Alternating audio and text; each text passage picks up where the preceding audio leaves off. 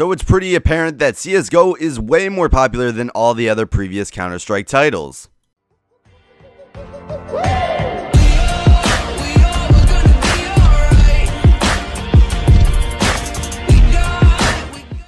So there is no denying the fact that CSGO is more popular than all the other previous Counter-Strike titles, and here I'm going to tell you a little bit on why I think that is. The first reason being that Counter-Strike Global Offensive is a way easier game than 1.6. Maybe not way easier, but it is definitely easier. And a lot of people complain about this, and I don't truly understand why, because these are the same people that say we need a bigger community, we need a Dota-like League of Legends community, we need a community that is going to support all these esport events, and we need bigger prize pools.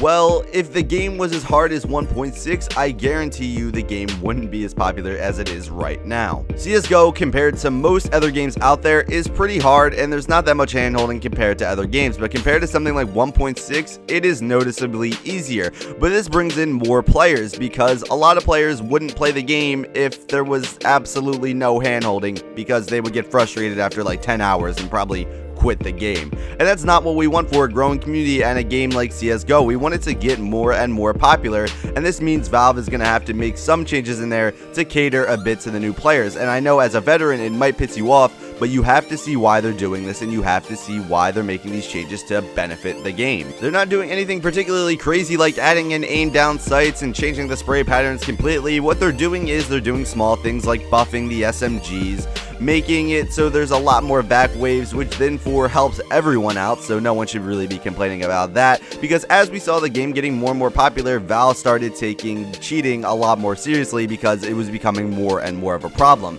So there are less cheaters, which help out the lower ranks noticeably because you're not getting pooped on as much. And also, like the SMG buffs, it's a lot easier to hold down an SMG and spray and kill someone than have to take the time to learn out the spray patterns of something like the M4A4 or the AK-47. Myself, only playing Source and Global Offensive, I feel like this was the right decision for Valve to make. They honestly needed to bring in new players, because if you look at Counter-Strike Global Offensive, it wasn't really super popular until maybe a year or two now after the game has been released. And that's honestly really good though, because the game is starting to get the changes that it needs to appeal to a wider audience.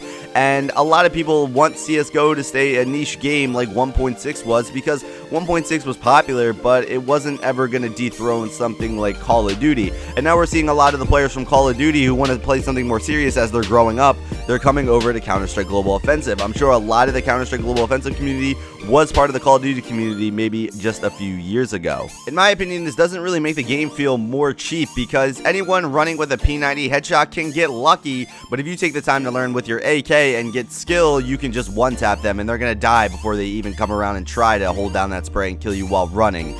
But, you know, it does happen sometimes, and it can be really frustrating, and you might want to yell at Valve, and you might want to say this is bullshit, and you might want to say you want to take this out of the game.